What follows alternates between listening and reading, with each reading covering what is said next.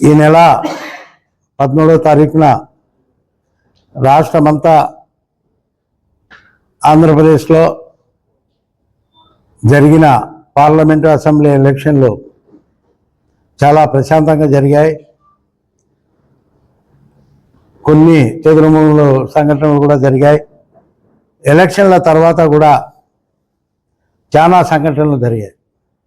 ఓటమి భయంతో వైఎస్ఆర్సీపీ నాయకులు ఇట్లా అనంతపురం డిస్టిక్ కానీ, మన అన్నమయ్య డిస్టిక్ కానీ, కడప జిల్లా కానీ, అటు పల్నాడు కాన్స్టిట్యున్సీలో కానీ, కొన్ని కృష్ణా కానీ, ఇట్లా అన్ని జిల్లాలలో ఓటమి భయంతో వైఎస్ఆర్సీపీ నాయకులు జీర్ణించుకోలేని స్థితిలో చాలా దాడులు, తెలుగుదేశం వాళ్ళను హత్యా ప్రయత్నాలు చేయడం, తెలుగుదేశం ఓట్లు వేసిన వాళ్ళను లేడీస్ను కూడా చూడకుండా దౌర్జన్యాలు చేయడం, మహిళలను కూడా కొట్టడం, ఎస్సీ ఎస్టీలను కూడా హింసించడం, వాళ్ళ ఇళ్లపైన దాడులు చేసి దహనకాలన చేయడం, నిన్న తిరుపతిలో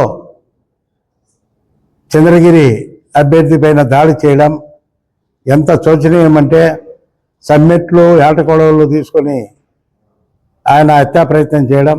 దీని విషయంగా ఇక్కడ ఈసీ గారు కానీ, ఢిల్లీ ఈసీ గారు కానీ, ఎలక్షన్ కమిషనర్లు, పోలీసు వారు కొంత, కలెక్టర్ గారు కొంతమంది ఇంకా వైసీపీ మాయలోనే ఉండి వాళ్ళు పట్టించకపోవడం, సెంట్రల్ ఎలక్షన్ కమిషనర్ చాలా తీవ్ర చర్యంగా తీసుకొని దాదాపు నిన్న సాయంత్రము 3 ఎస్పీలను, 1 కలెక్టర్ను ట్రాన్స్ఫరు మరియు సస్పెండ్ చేయడం, చాలామంది ఎస్ఐలు, సిఐలు, డిఎస్పీల మీద కఠిన చర్యలు తీసుకోవడం, కొంతమంది ఆఫీసర్ల పైన ఎంక్వైరీ చేయడం జరిగింది.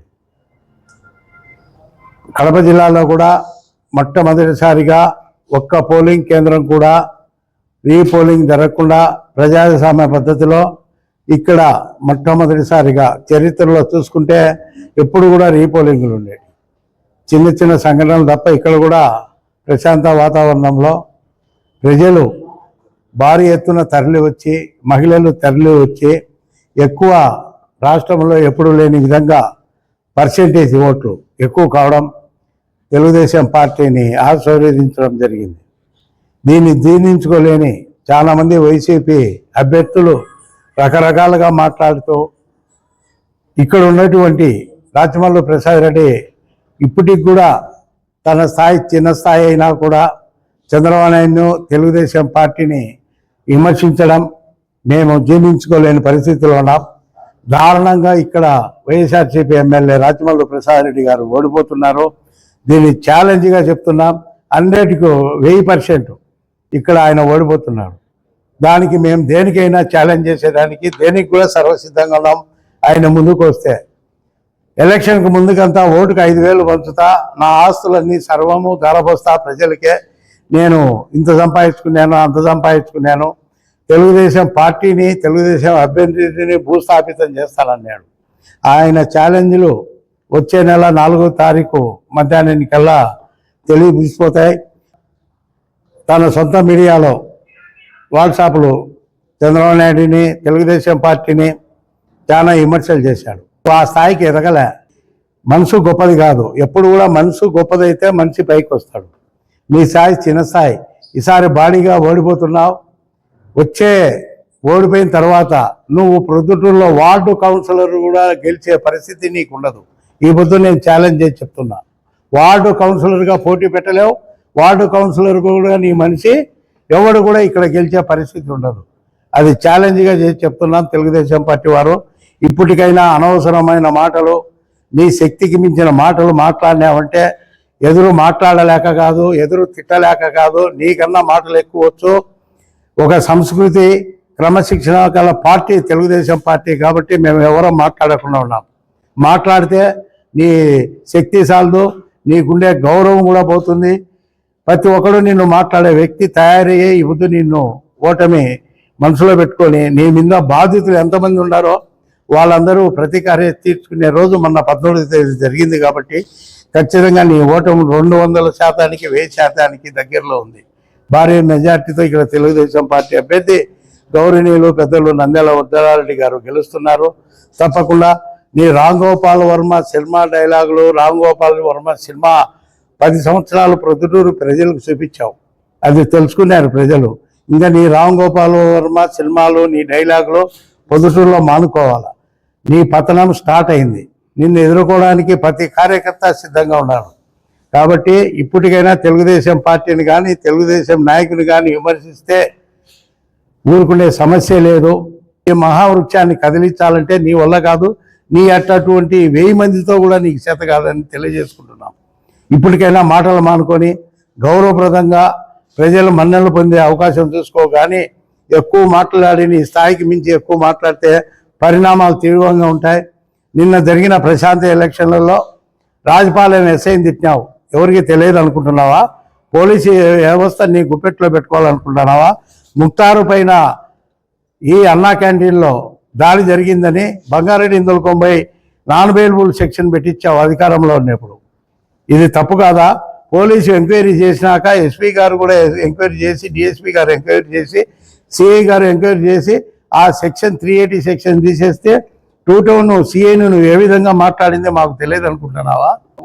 ఎంత నీచమైంది! రాజపాలెం ఎస్ఐ ఒక జీపులో ఏటగొడవలో గుడ్డల్లో పెట్టుకొని తిరిగితే అతను సీజ్ చేస్తే ఆ ఎస్ఐ నీ ఇష్టం వచ్చినట్టు మాట్లాడినావు.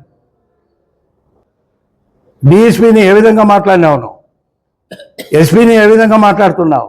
ఏం పోలీసు వాళ్ళు నువ్వు వేయించుకుంటే నీ గుమ్మస్తాలానా? నువ్వు ఊరికి వేయించుకున్నావా? పోలీసు అందరితో డబ్బులు తీసుకొని మామూలు తీసుకొని నువ్వు నీ బామర్ది వేయించుకున్నారు. ఏ ప్రజాస్వామ్యం నీ చేతిలో ఉంది అనుకుంటున్నావా? చట్టం నీ అబ్బ సుత్తవేకం అనుకుంటున్నావా? పోలీసు ఎంత చేసినా కూడా 5 సంవత్సరాలు ప్రజాస్వామ్యంలో ఒక మంచితనమే ఎప్పటికీ జయిస్తుందని తెలుగుదేశం కార్యకర్తలందరూ కూడా ఎంతో ఓర్పుతో ఎన్ని కేసులు పెట్టినా ఎన్ని అరాచకాలు చేసినా ఊరుకున్నాం.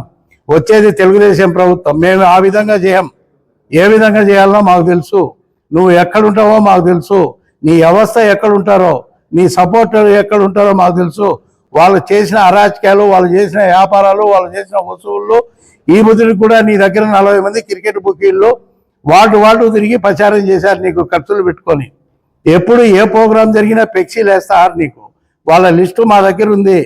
వచ్చేది తెలుగుదేశం పార్టీ. చంద్రబాబు నాయుడు ముఖ్యమంత్రి అవుతాడు. ఖచ్చితంగా తెలుగుదేశం పార్టీ 200% వస్తుంది. దానికి మేము సర్వం సిద్ధం. వడ్డేదానికి కూడా నీతో ఛాలెంజ్గా మేము సిద్ధం. కొన్ని మాటలు వాడకూడదు కాబట్టి ఇండైరెక్ట్గా ఆ మాట చెప్తున్నా. ఆస్తులు పెట్టేదానికి కూడా సిద్ధమే.